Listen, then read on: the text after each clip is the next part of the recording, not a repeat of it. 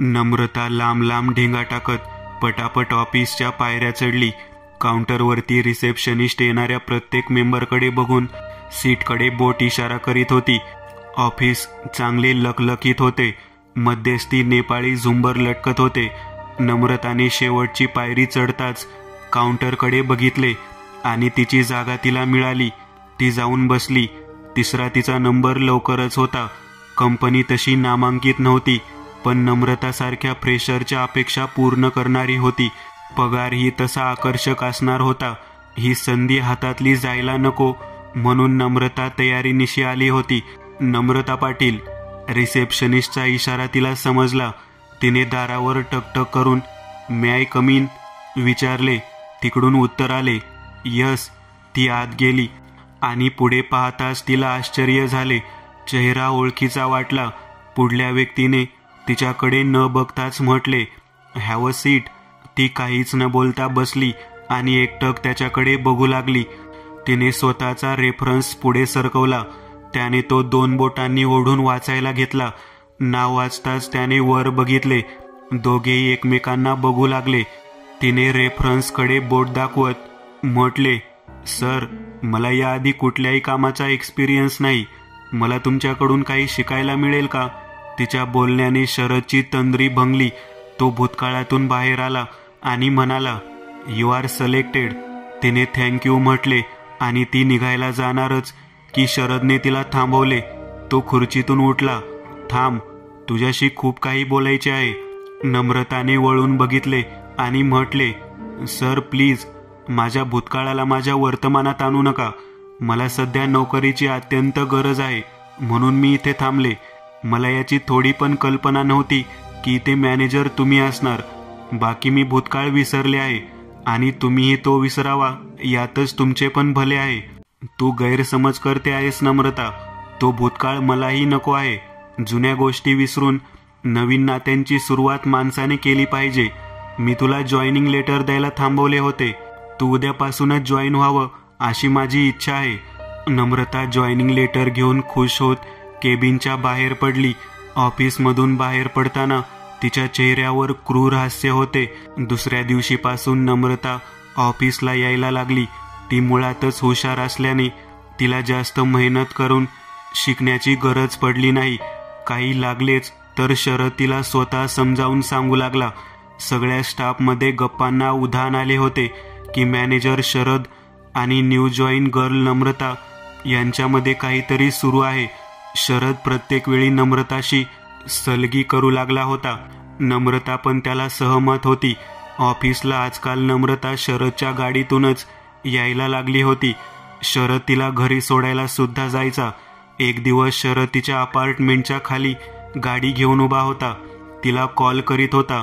ऑफिसला जायला उशीर होत होता तरी नम्रता कॉल उचलत नव्हती आणि खालीही आली नव्हती. घाईघाईत शरद लिफ्टमधून 11व्या फ्लोअरवर आला आणि नम्रताच्या फ्लॅटकडे बघू लागला. तिथे लॉक होते. शरद खूप अचंबित झाला. अशी कशी मुलगी न सांगता लॉक लावून निघून गेली आणि कॉलही उचलत नाही. तो रागारागात लिफ्टचे बटन दाबू लागला. पटकन त्यात चढून खाली आला. गाडी घेऊन सरळ ऑफिसला पोहोचला. पण नम्रता ऑफिसलाही नव्हती. तो सरळ त्याच्या केबिनमध्ये जाऊन बसला. तितक्यात त्याचा फोन वाजला. तिकडून नम्रता बोलत होती पण नंबर वेगळा होता. शरदने आश्चर्याने तिला विचारले नमू, कुठे आहेस तू? घराला पण लॉक होते, नंबर पण लागत नाही तुझा, आणि हा नंबर कुणाचा आहे? नम्रता तिकडून हसत हसत बोलली अरे हो, इतके प्रश्न एकसाथ. शांत हो, मी सांगते सगळे. माझी काल रात्रीपासून तब्येत बरी वाटत नव्हती म्हणून मी सकाळीच क्लिनिकला गेले. पण तिथे पेशंट जास्त असल्याकारणाने मला उशीर झाला. पाऊस खूप जोरदार होता त्यामुळे पाणी लागून मोबाईल बंद झाला. आता सुद्धा बंदच आहे. मी तुला माझ्या मैत्रिणीच्या नंबरवरून कॉल करतेय.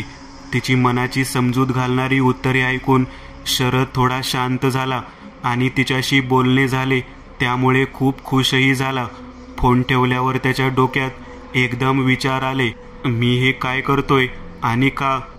झाल्या गेल्या गोष्टी पार पडल्या. आता तिचा आणि माझा मार्ग वेगवेगळा आहे. पण ती दिसली नाही तर माझे मन इतके बेचैन का झाले असेल? माझे तिच्यावर यावेळी खरे प्रेम तर नाही, तिकडे फोन ठेवताच नम्रताच्या चेहऱ्यावर आसुरी हास्य होते. कुठेतरी विजय मिळाल्यासारखं ती ओठांची एक कोर वरती करत हसत होती. तिच्या हातात एक पुडी होती. ती तिने बाजूच्या टेबलच्या आत टाकून दिली आणि तिच्या कामाला लागली. पुढे शरद आणि नम्रताच्या भेटी वाढू लागल्या. ते बाहेर जायला लागले. शरद तिच्याकरिता नवनवीन गिफ्ट, महागड्या गोष्टी तिला भेट देऊ लागला. पण नम्रता घरी येताच त्या सगळ्या महागड्या वस्तू चुरगळून रडत रडत झोपून जायची. एक दिवस खूप पाऊस कोसळत होता. पुढला रस्ता दिसेनासा झाला होता. शरदने गाडी थांबवली आणि नम्रताला त्याच्या घरी थांबायला लागले. बाहेर पाऊस, विजांचा कडकडाट. त्याच्याकडे बघून नम्रता समाधानकारक हसत होती. शरद 2 कॉफीचे मग घेऊन आला.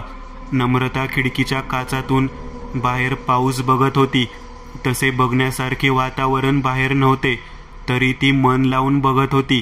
शरदने तिला हाक मारली आणि कॉफीचा मग तिच्या हातात दिला. दोघेही बसून गप्पा मारत होते. राहून विषय जुन्या आठवणीत गेला. नम्रता, मी तुला आधीच सांगितले होते की मला जुना विषय नको.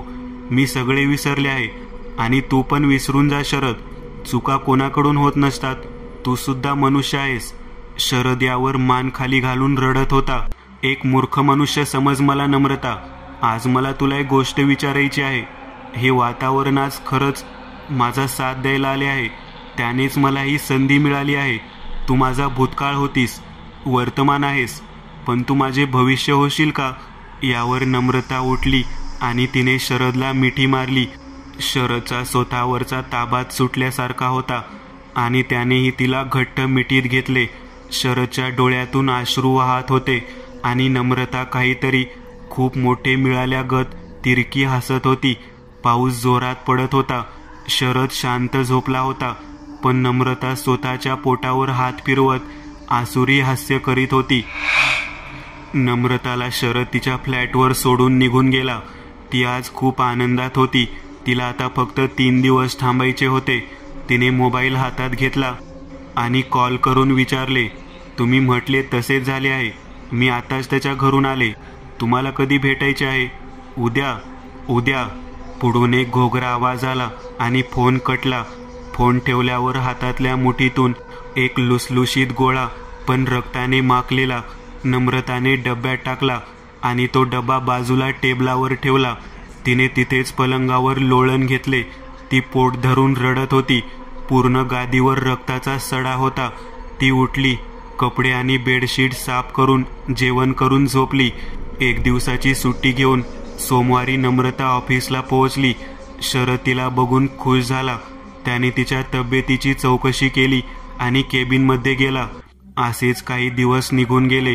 अचानक एक दिवस शरद केबिनमधून धावत वॉशरूमकडे गेला. सगळे त्याच्याकडे बघत होते. तो काही दिवसांपासून अशक्त वाटत होता. नम्रता त्याला पाणी देत होती. त्याला विचारल्यावर तो म्हणाला की त्याला 3-4 दिवसांपासून सारखा डायरियाचा त्रास होतो आहे. डॉक्टरांकडून इतके औषधे घेऊनही त्याला बरे वाटत नव्हते. दिवसेंदिवस त्याची तब्येत खंगत चालली होती.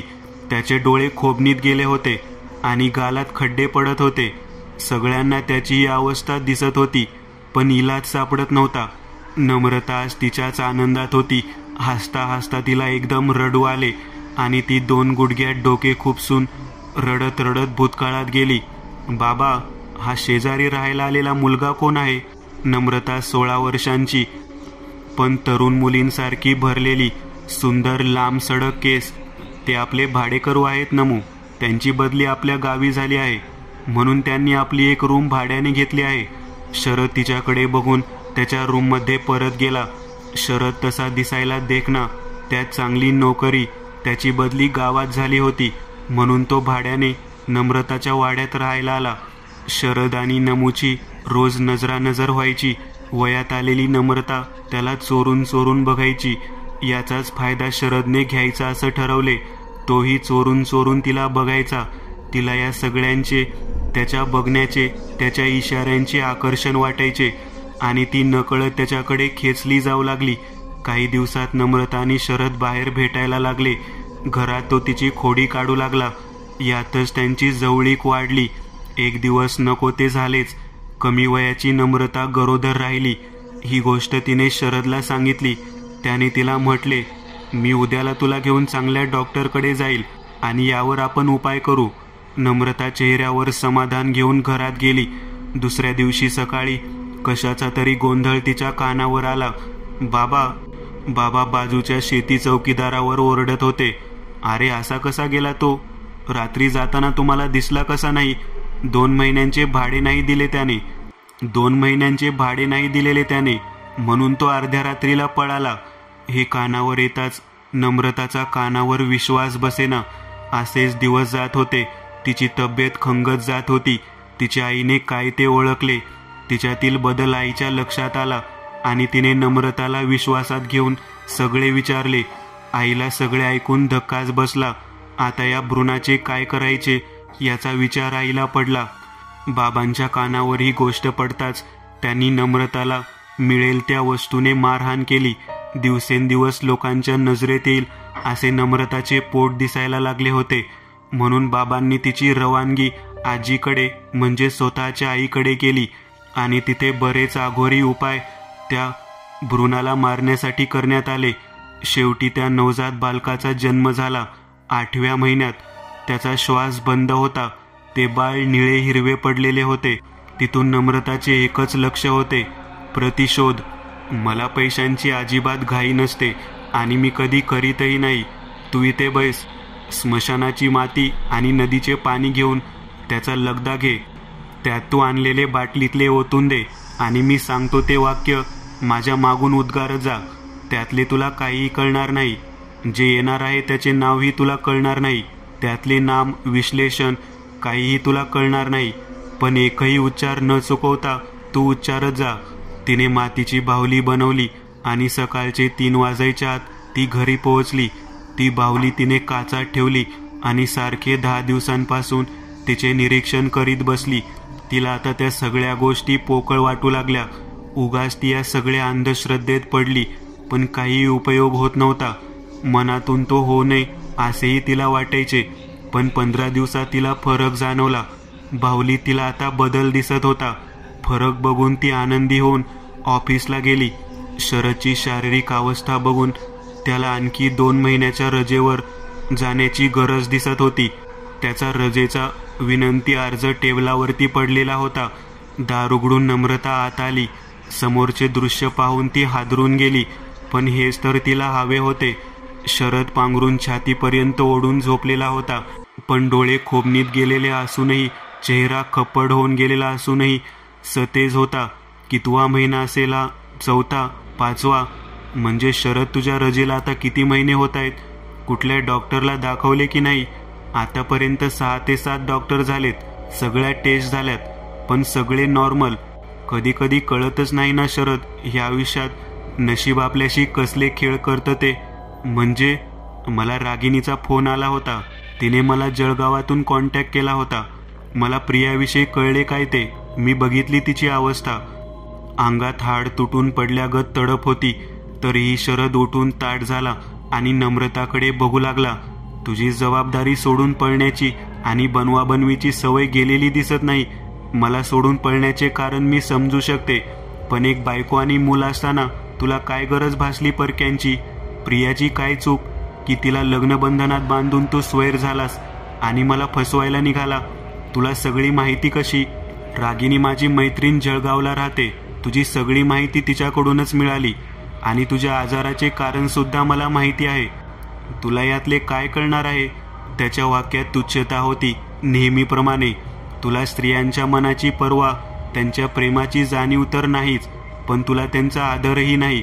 तुझ्यात तोच गर्व तेव्हाही होता आणि आजही आहे. पण हा जास्त दिवस टिकाव धरणार नाही, कारण काहीतरी आलंय महाभयंकर, महाशक्तिशाली. जे मी बोलवलंय तुझ्यात ते वाढणार आणि त्याचा निघण्याचा मार्ग नाही. शरदला तिथे सोडून नम्रता निघून गेली. आता काही महिने उलटून गेलेत. बाहुलीचा नगारा झालेला होता. तिच्या डोळ्यात तोच सतेज भाव होता आणि काही दिवसातच तो काळ दिवस आला. ती बाहुली खूप किंचाळत होती. काच फोडून ती बाहेर निघाली. तिच्या डोळ्यातला तो सतेजपणा आता मावळला होता आणि ते निस्तेज झालेले होते. व गतप्राण झाले होते. त्या बाहुलीतून तो गोळा निघाला. नम्रताकडून मोबदला घेऊन आकाशाकडे झेप घेत दिसेनासा झाला. त्यालाही प्राणाच्या मोबदल्यात प्राण हवा होता. नम्रताचे डोळे ताट सिलिंगला बघत होते, कधीच पापणी न लावण्यासाठी.